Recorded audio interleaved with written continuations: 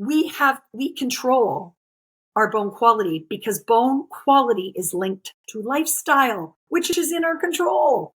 Are we eating enough protein? Are we lifting weights and moving our body? What's our gut doing? What's our thyroid doing?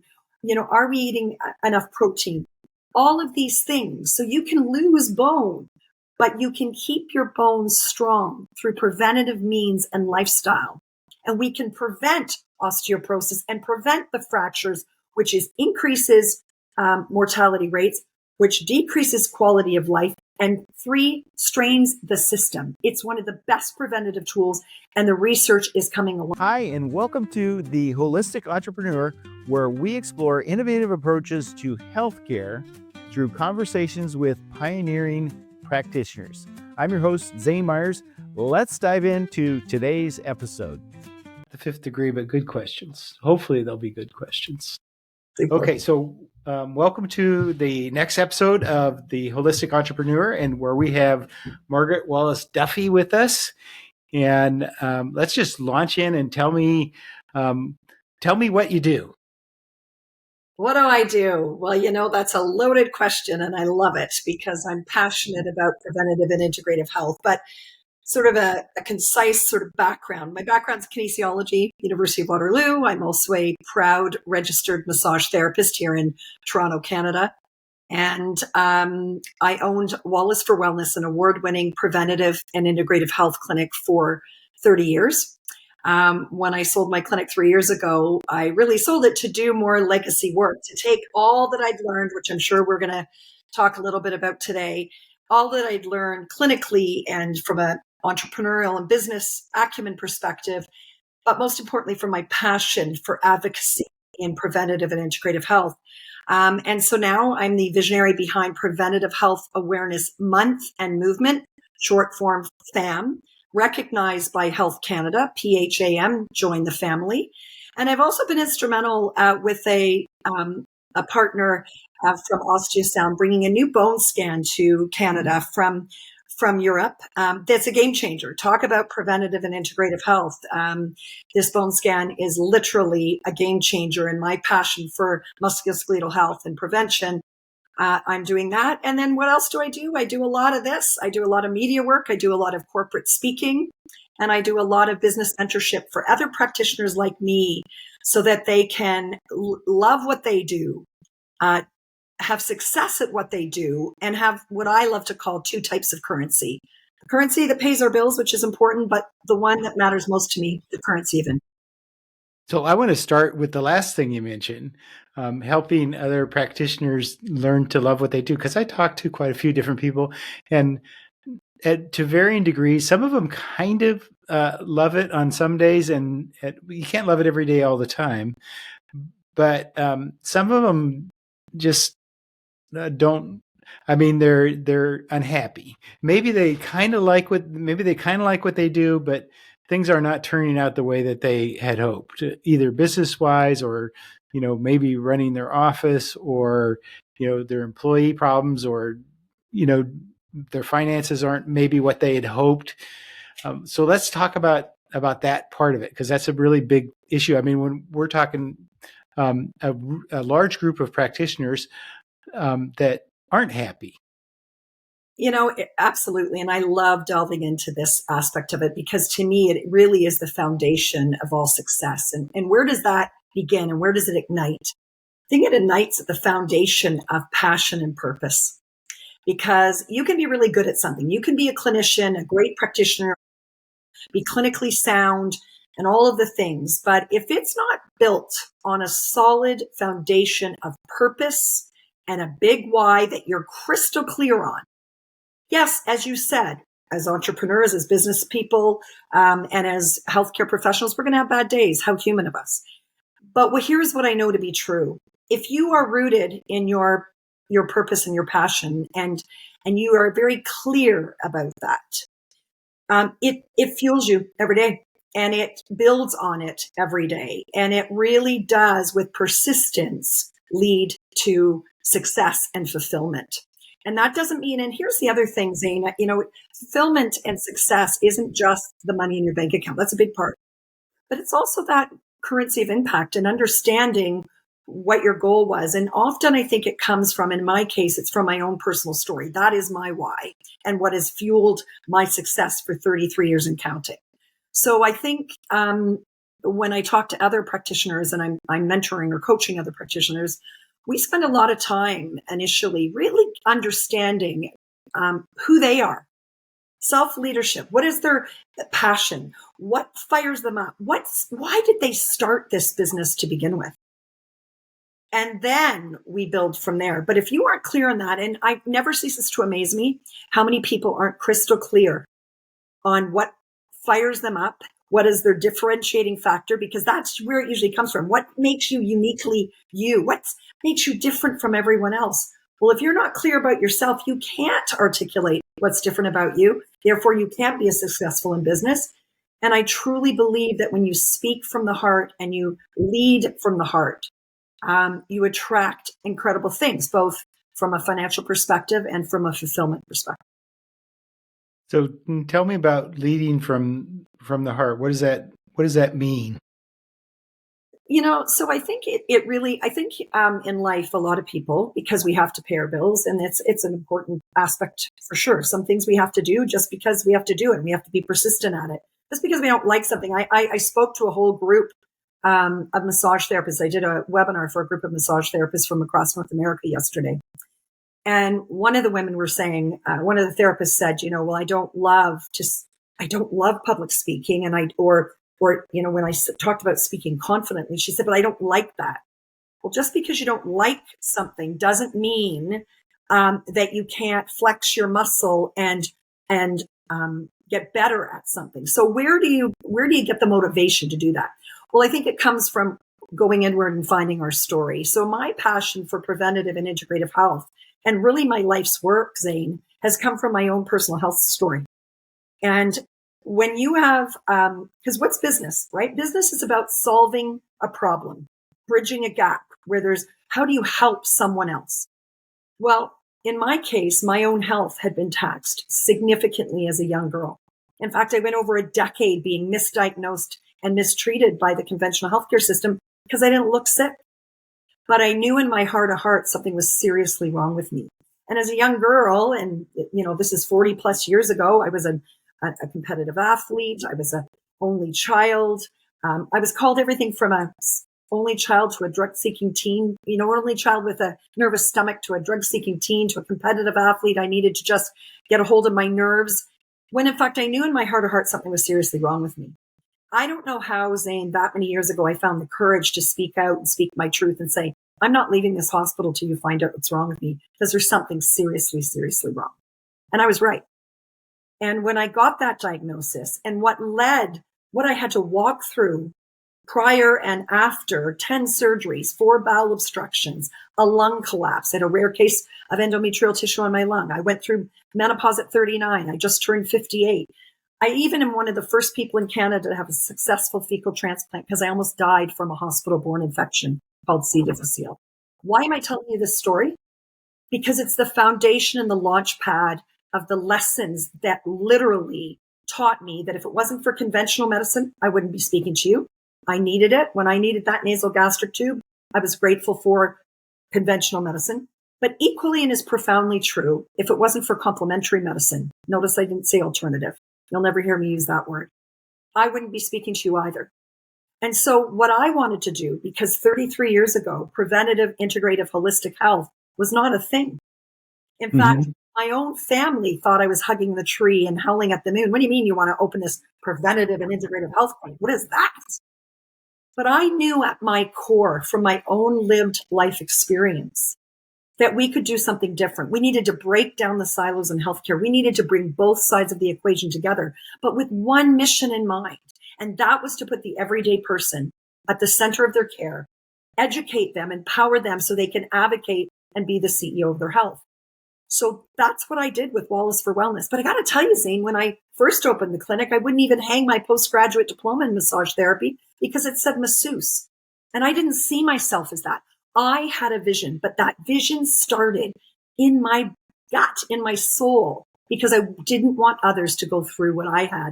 And I knew that with everybody working together, how it helped me. And therefore, I wanted to show others. And I accomplished that. When I sold my clinic 3 years ago, we had 45,000 patients in our database and 80 to 90% doctor referral because I'd earned the respect of my colleagues in conventional medicine.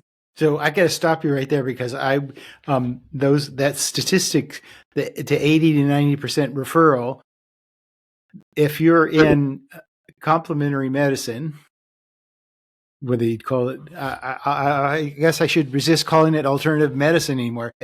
And actually, complementary medicine is traditional medicine if we really characterize it correctly. But if you're in complementary medicine, they're not getting those kinds of results. How would you get those? How do you get those kinds of results? And what would you tell somebody that they could do to get those kinds of results? With doctor referrals in particular? Yeah, so it's called earning respect by getting outcomes.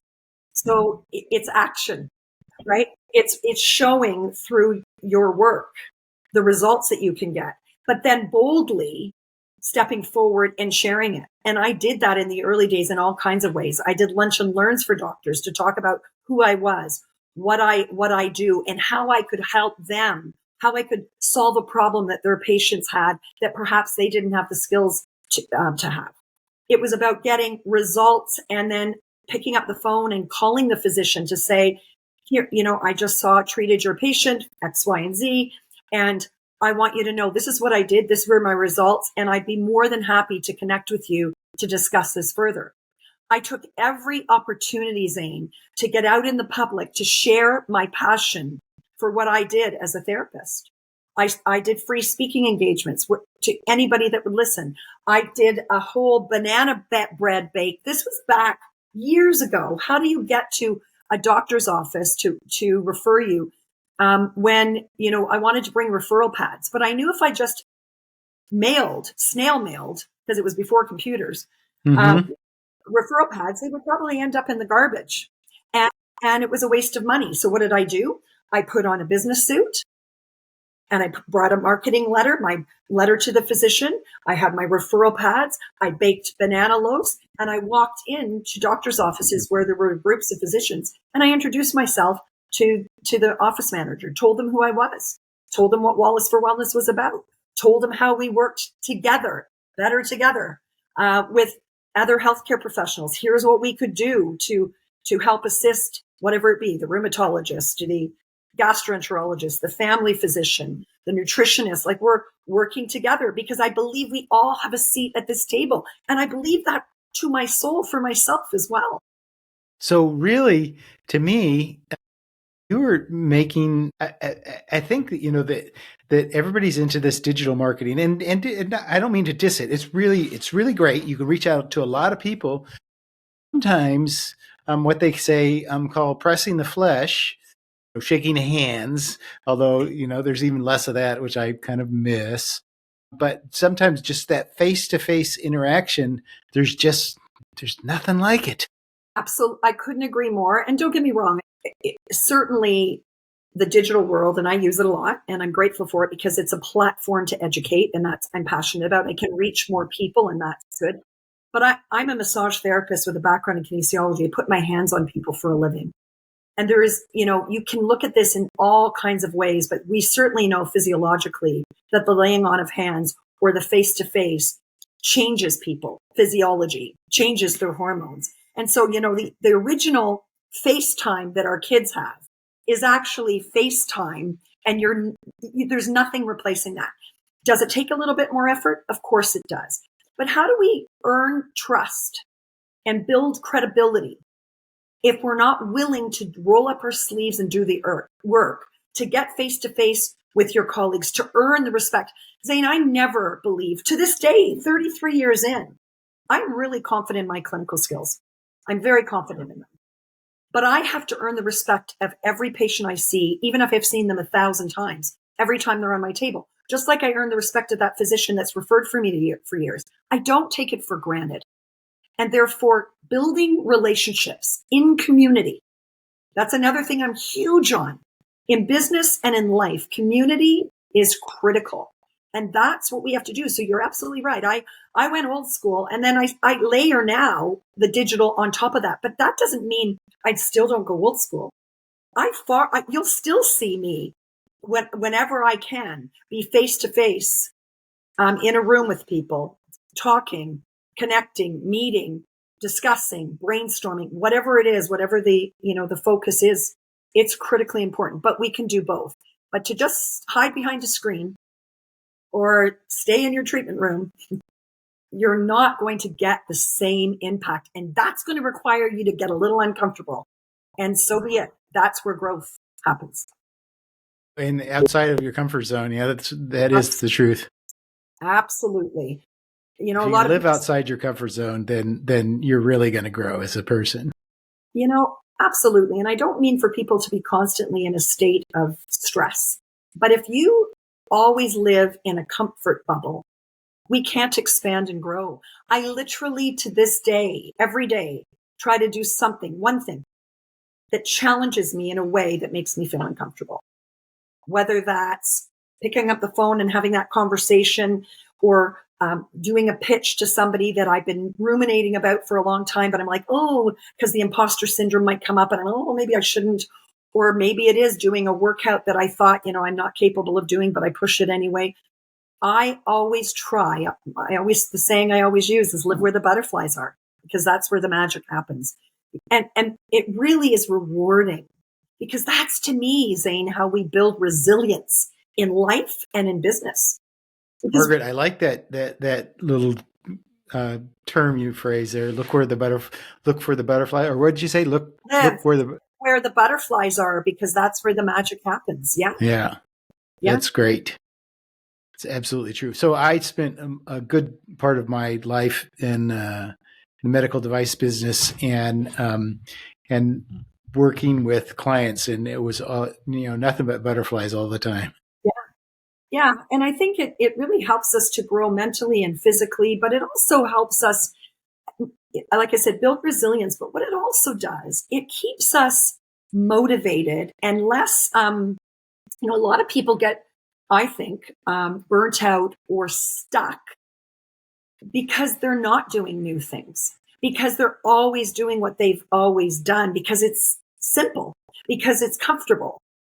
But when we start to really be able to, and I don't love the word pivot because we heard it way too much in COVID, but having the ability to change and shift directions and be open to new ideas with the way you do things, the way you approach something, even the way you might think about things, it really helps us to, when life happens for us, which happens a lot, we're able to say, okay, even though this is hard, I know all the various times I've had to do things differently, and I'm still standing.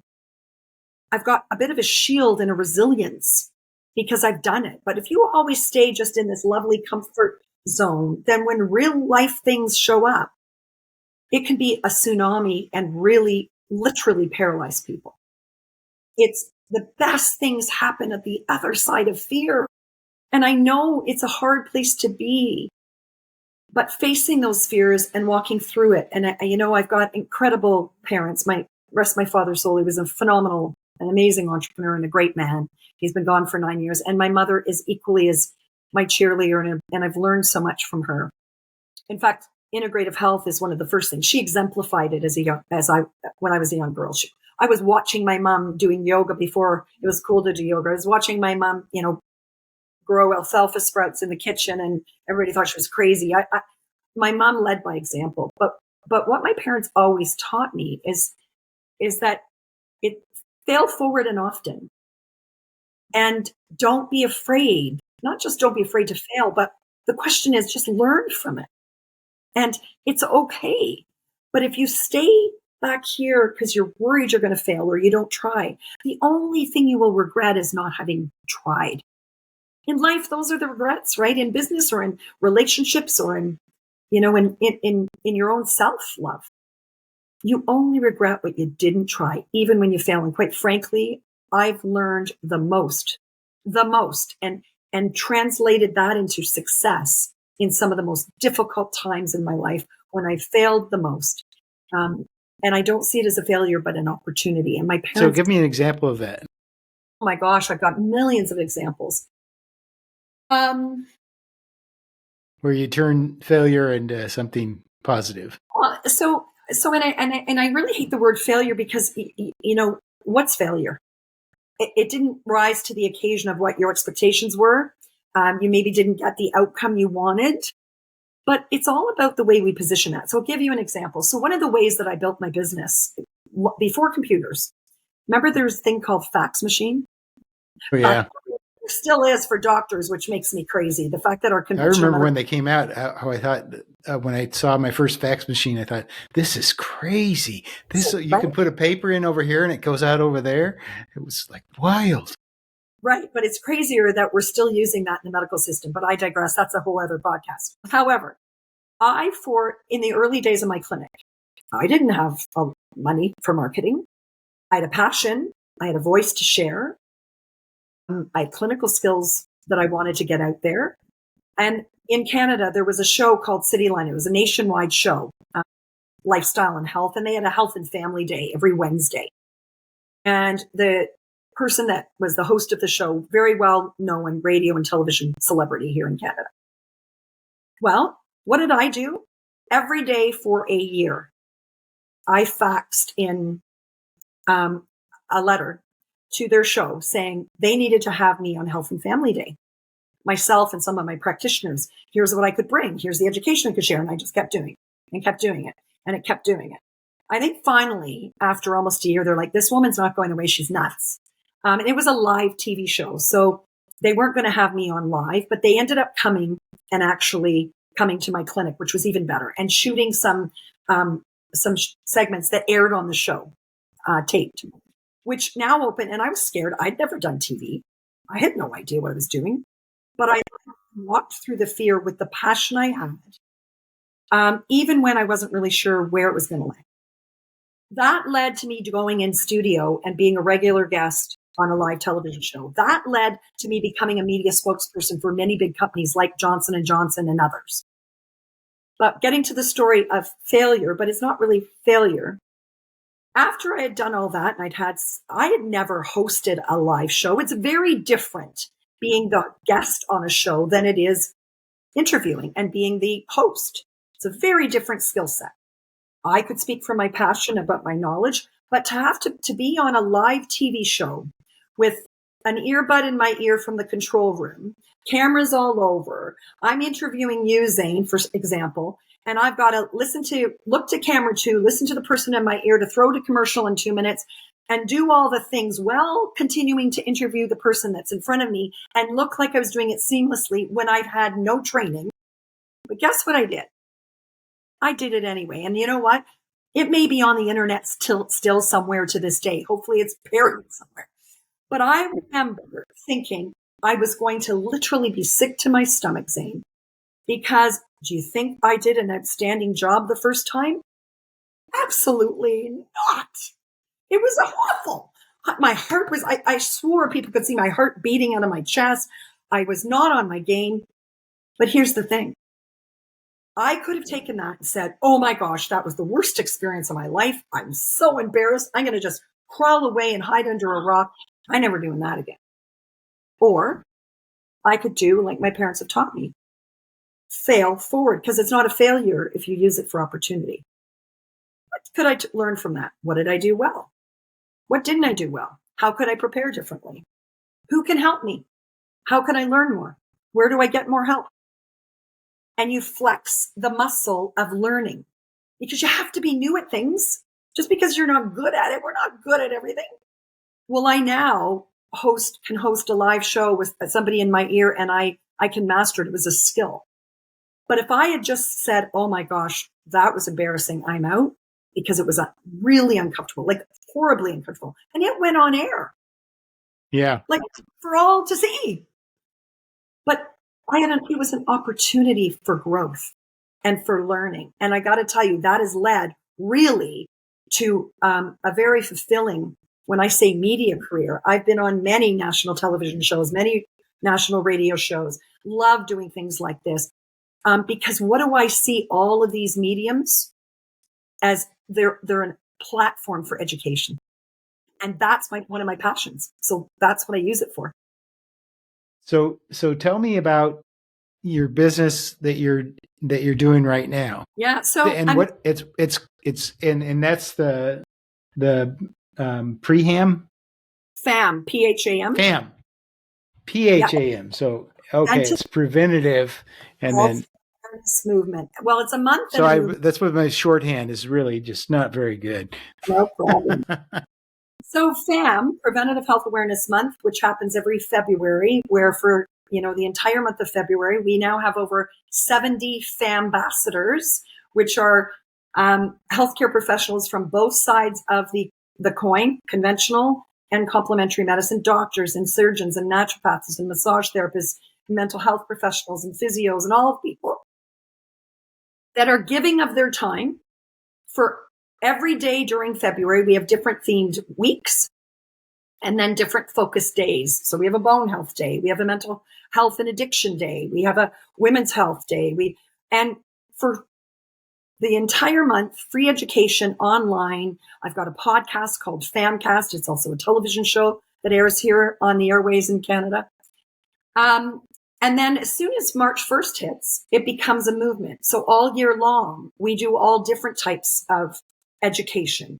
Now, it's a grassroots, it's Health Canada recognized, which I'm very proud of. Health Canada is a rigorous, you go to the Health Canada website and you look up the health education days and months, PHAM is there. I'm very, very proud of that. But it's not funded. This is a passion project. But I'm an entrepreneur. But here we go. Currency of impact and the currency that pays our bills. So am I being paid for PHAM? No, I'm not. However, is it opening up doors and it's connecting me with all kinds of people, and we're making a difference. We're sitting at government tables and lobbying for changes at policies so that we can have investment in prevention. Am I sitting with other healthcare professionals, cardiologists, and learning from one another and growing from one another and creating that opportunity? Yes. Is that leading to speaking engagements and workplace wellness programs that I'm compensated for? Yes. But it's all within that laneway of my passion, because as we talked about earlier in our conversation, when you lead from a place of integrity in your heart, doors will open and you will find the way to create the income. The other piece that I'm doing, which is part of PHAM, is the bone scan clinic bone scan that I was talking about. Osteosound, which is the REMS, new REMS bone scan, which is. So tell me about what. So it does a bone scan. So this was over in Europe. Is it in the U.S.? It sure is. It sure is. Now it's only been in North America for about the last 3 years. However, so what is it? However, it's been in Europe since 2009, and here's why it's a game changer, Zane. REMS. So the current standard test for looking at your bone mineral density or your T-score is called the DEXA. Okay. And it's an X-ray. Now, it only looks at your quantity of bone. What's different about the REMS, which stands short form for radio frequency echographic multispectrometry? That's why you call it REMS for short. REMS is ultrasound, but why is it different from a DEXA? Well, DEXA is X-ray. It's usually in Canada 65 and up, unless you break, and then they send you for an X-ray, send you for a DEXA. The DEXA has a lot of errors. REMS has less positioning errors, less calibration errors. There's no radiation because it's ultrasound. It's more sensitive than DEXA, but here's the differentiating factor that's very different and that excites me as a therapist who works in musculoskeletal health, and that's this. It doesn't just look at density of bone, how much bone you have, but rather the microarchitecture, the bone quality and strength. Why does that matter? Well, peak bone mass happens around the age of 30, and we start to lose bone as we age.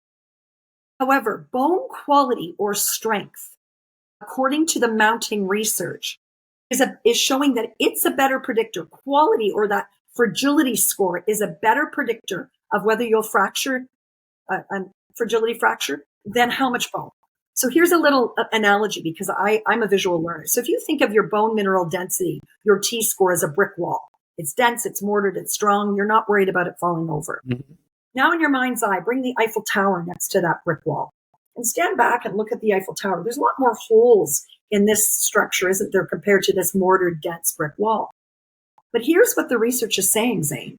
Even though there's less bone here than here, if the remaining bone that's left over is strong and the quality is good, you are less likely to fracture. You're not worried about the Eiffel Tower falling over, even though it has less structure than this brick wall, because it's made of steel. But here's the empowering and exciting piece. And as a massage therapist with a background in kinesiology, what got me excited when Megan Burmester, the founder of OsteoSound, came to me and said, Marg, will you partner with me? Because your passion for education and prevention and me knowing the musculoskeletal system and her being an ultrasound sonographer, medical sonographer, we control our bone quality because bone quality is linked to lifestyle, which is in our control. Are we eating enough protein? Are we lifting weights and moving our body? What's our gut doing? What's our thyroid doing? Are we eating enough protein? All of these things. So you can lose bone, but you can keep your bones strong through preventative means and lifestyle. And we can prevent osteoporosis and prevent the fractures, which increases mortality rates, which decreases quality of life, and 3, strains the system. It's one of the best preventative tools, and the research is coming along. And I'm excited because we're bringing it to Canadians in a big way. And that's the other piece of my business that I'm doing now, that I don't have my bricks and mortar clinic, but I still have a clinic.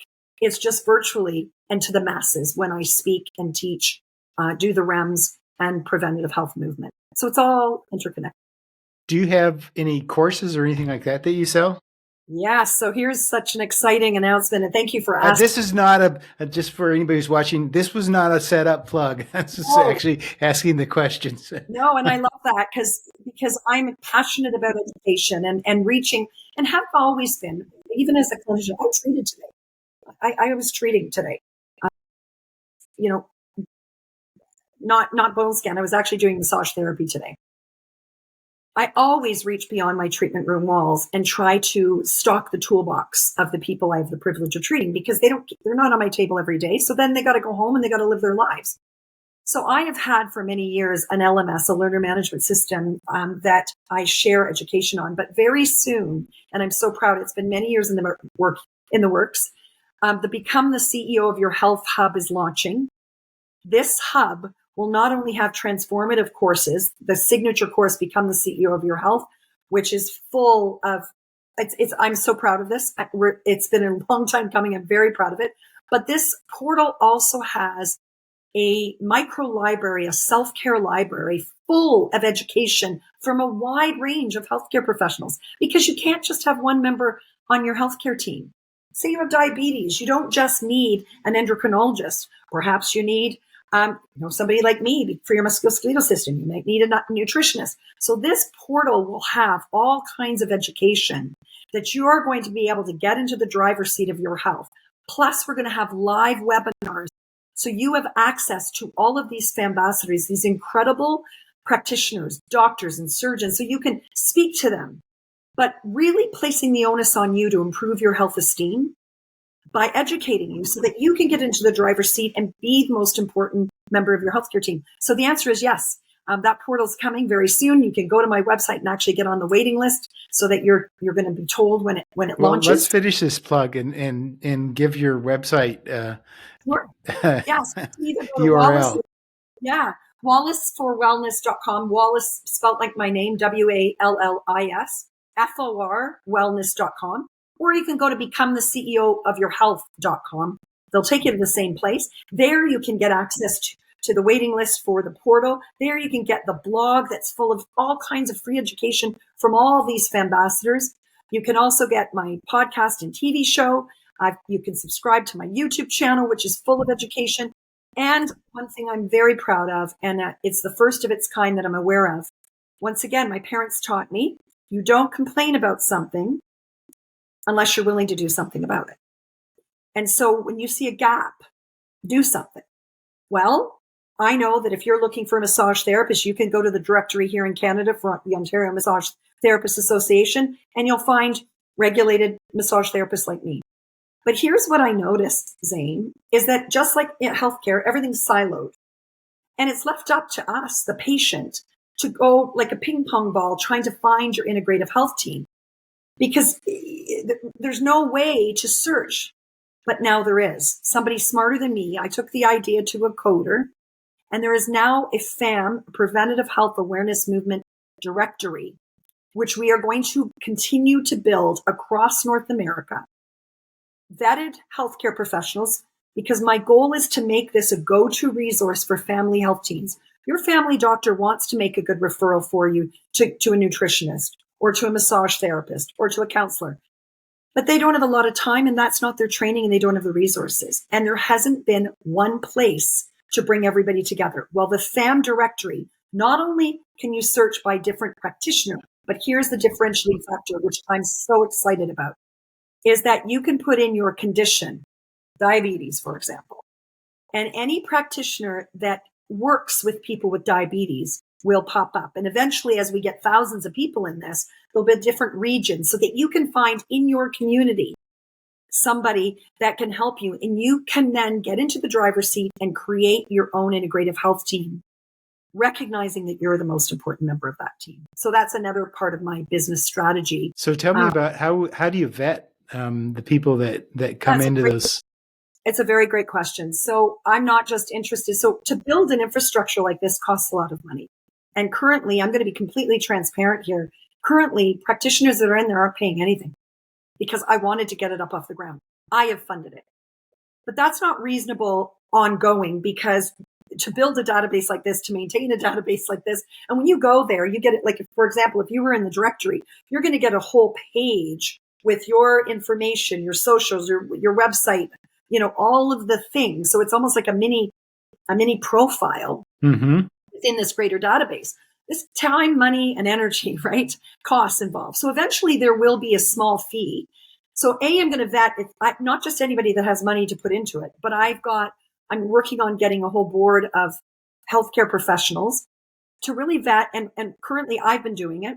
I dive deep, Google their name, look at their credentials, cross-reference to make sure they say who they are and what they are, check to see if there's any complaints or disciplinary actions behind them. And here's why. Not because I'm trying to be mean or elitist, but because I believe that if I'm leading something, it's a reflection on all of us. When you have a better together philosophy of care in life and in business, I'm a reflection on you and you're a reflection on me.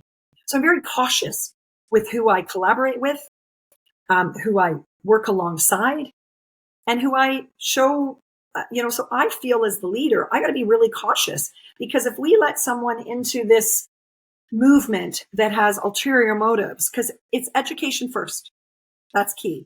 I understand, and as entrepreneur, this is the holistic entrepreneur. I'm going to say this candidly. I don't sell anything. I educate and empower, and the sales come as a result. That comes with time, building credibility, building trust. The sale will come. So you're not going to see me selling stuff. You're going to see me sharing, educating, empowering. And once you build credibility, and that's earned, just like they earned respect from the physicians, so they refer to me, it's earned. You don't it's not something that you just, it should be expected. And same in this directory, it should be earned. So I do a lot of the diving, but I'm not going to be able to do it myself as this. So right now there's a form that people fill out. Then I dive in a little bit more. We're going to have that automated. There's going to be some checks and balances in the background, and this is where AI is going to come in handy, because it can scan the internet and find things. But eventually that's where we'll get. But that all takes time and money. But this is what entrepreneurs do. You always have to see the success path forward, way down the road. That doesn't mean I'm there yet. But if I don't, it sounds like you have you retired, but you didn't stop working. You're not really retired. You sold your business and you went on to do new challenge. Oh, I kept Wallace for Wellness the name because I wasn't selling anything. I needed more time and bandwidth to run a clinic of the size that I had with all the practitioners, because it wasn't just me. And I was still treating and running the business, and it's a lot. So I'd done it for 30 years, and I'd done a lot of growth and learning how to business acumen, my skills, from when I started. I had no business, Zane, opening a clinic, 33 years ago. I had no clue how to open a business, how to run a practice. I had no idea. Had I learned over the course? Have I taken courses? Have I failed forward and often? Have I learned over the years? Yes. But I couldn't continue to run a business like that and do the things that I wanted to do, like I just spoke about, the one-to-many, the legacy work.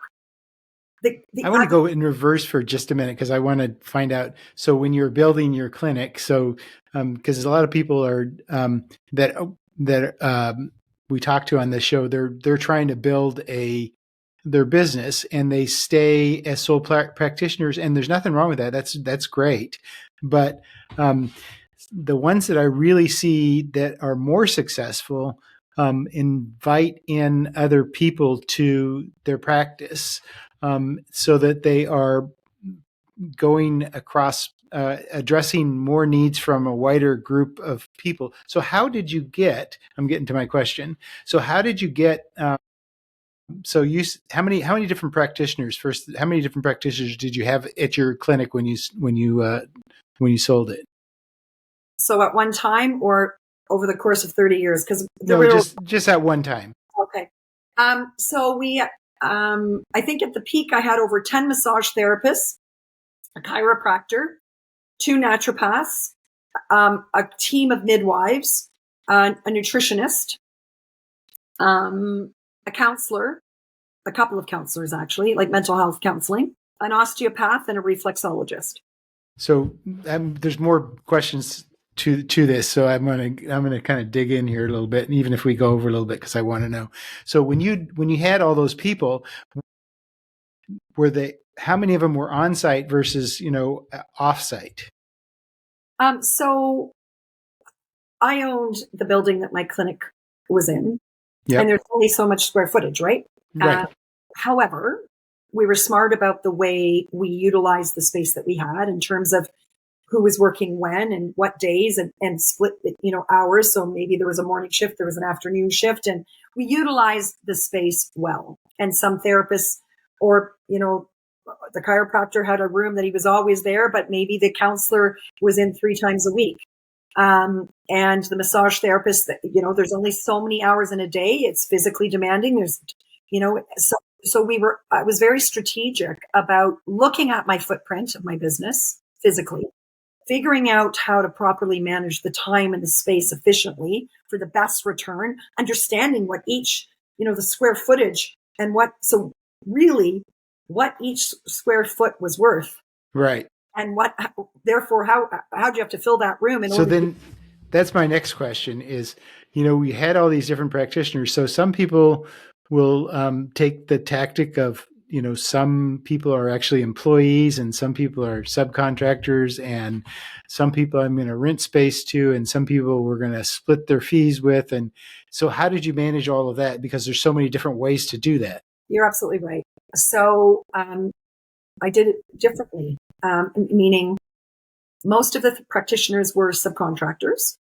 However, under the umbrella of Wallis for Wellness, which became a really good marketing machine, a very good credibility to be under there. Yes. Also, opportunity. I really tried to foster an opportunity to learn and grow from one another. Because when you have multiple practitioners working in a facility, you learn from one another. You inter-refer back and forth.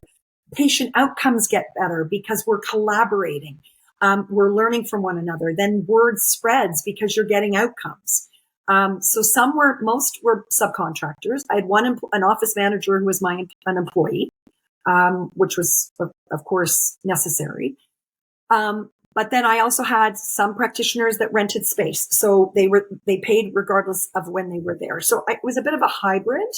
But I always knew what was the space was worth, how it needed to run in order to be successful, but also to give opportunity for all practitioners to have some flexibility, because by the letter of the law, as a subcontractor, you cannot just tell them the way they need to work. There's certain criteria that set you apart, an employee from a subcontractor, and many people don't understand that difference and they get themselves into trouble, both the business owner, the clinic owner, and the practitioner.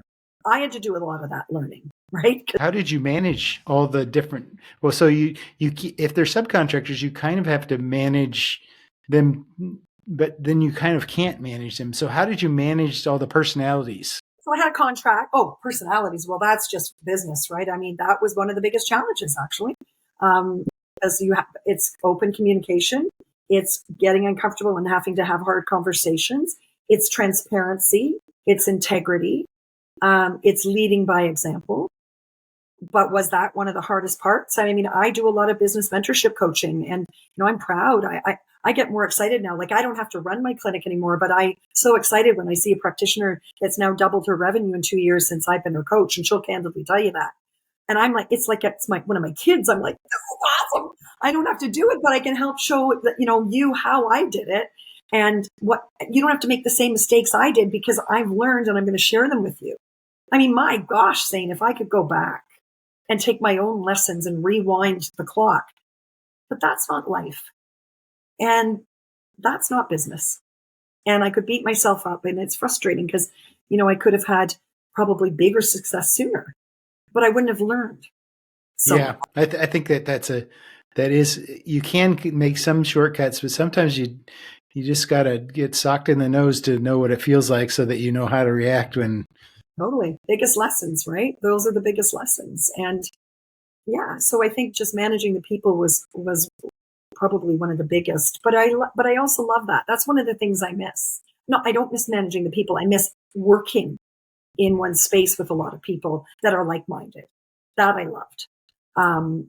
But I couldn't do that and lead a bigger purpose. And I really felt I had, who was I to lead a bigger vision like PHAM, without doing the work first. Like, I had to go those 30 years and learn a lot and build credibility to feel like I had the skills so that I could now lead a nation. Well, actually, it's gone into the U.S. We have 4 U.S. ambassadors that have come. That's fantastic. Congratulations. That's really great. It is great. It is great. So when you were out, or when you're starting to build that team, how did you go about finding those people? So originally it was just you as an independent, and then did you have the building at that point? And then so it's a really cool story how it first started. So in Canada, massage therapy is different. We have to write a government board exam in order to practice in the province of Ontario. It's not an easy exam. I was a government examiner for many years. Here's what I knew. I knew that I had to get out of the gate and down the road before anybody else. And 33 years ago, massage therapy wasn't what it is today. It wasn't in the consciousness of people the way it was. But what I did, I had mentored with someone else that was already practicing before I even wrote my government exam. And I literally leased a space in a medical building before I wrote my government exam. People thought I was nuts because they're like, what if you don't pass? And I was thinking, that's not an option. And so I graduate. I start my clinic in this medical building. Well, and I called it at the time Wallis and Associates. And I'll tell you why. Because I strategically picked a name that sounded professional and like a law firm. I wasn't going to have hands in my logo. I wasn't going to have some weird, I wanted people to think, good afternoon, Wallis and Associates. It sounded professional. It was authoritative. And I wanted people to take me seriously. And people thought I was a law office. And I'm like, perfect. Now, did it morph eventually into Wallis for Wellness? Yes. But it was after I'd earned the respect and got some outcomes and had the credibility. And then I changed my name. But I also called it Wallis and Associates. And I had so many people say, well, why are you doing that? There's only one of you. Because I had vision. It's not only going to be me. Eventually, I'll have associates. Well, within 6 weeks, I had 1 massage therapist. Within 6 months, I had 2. And then organically, as demand and as necessary learning. So not only do we need massage therapists, but geez, I need to refer over here to a nutritionist. So why don't I try to get a nutritionist in my building? And then, oh, geez, a chiropractor would be really helpful. I had a physio that worked with us for years. And to your point earlier, some of them also, I had some that also worked off site because we also did corporate wellness programs. We did in-home care for some. So it wasn't by accident, but it was by learning and recognizing, oh, we've got a gap to fill here. Okay, let's bring in a midwife. Oh, we've got a gap to fill here. We're bringing in a chiro. Oh, we got a gap to fill here. The mind-body connection. We're bringing in a counselor. Because how many times people are on my table, the mind-body connection, and I was referring to counseling because I got to stay in my lane. I'm not going to pretend I'm somebody I'm not. I can handle first aid, emotional first aid when somebody's on my table because I'm trained to do that. But I'm not trained to counsel them in mental health counseling. That's for a psychologist or a counselor to do. So I'd be referring. And they refer back to me. So then eventually I had a counselor work in my clinic so that I could refer across the hall. And so over the course of 30 years, I got to tell you, I'm so proud, like over 75 massage therapists built their careers and launched and went on to open some of them to their own businesses. Midwives and family docs. I had a breastfeeding clinic, a family doctor at a breastfeeding clinic in my office. It was a really cool experience. And I learned like a sponge. And I was mentioning I did a talk to a bunch of massage therapists yesterday. And I talked about community and collaboration and how to me, it's essential. And I showed a picture of a sponge and I explained how when you continue to add water to a sponge, it swells, doesn't it? It gets bigger. And then you get to squeeze it. Well, that's kind of how I envisioned how all the learning I was doing within my clinic room or clinic space, because I was learning from the lens of the chiropractor, learning from the lens of the osteopath, learning from the lens of the physio, learning from the lens of another massage therapist. And although it wasn't fully my training, I was bringing that to squeeze that, that sponge, that knowledge into my treatments. That was a differentiating factor for me because there's thousands of massage therapists. So it sounds like you really, you facilitated it happening, but it organically happened as a result of your attitude, almost that you were open to it, and that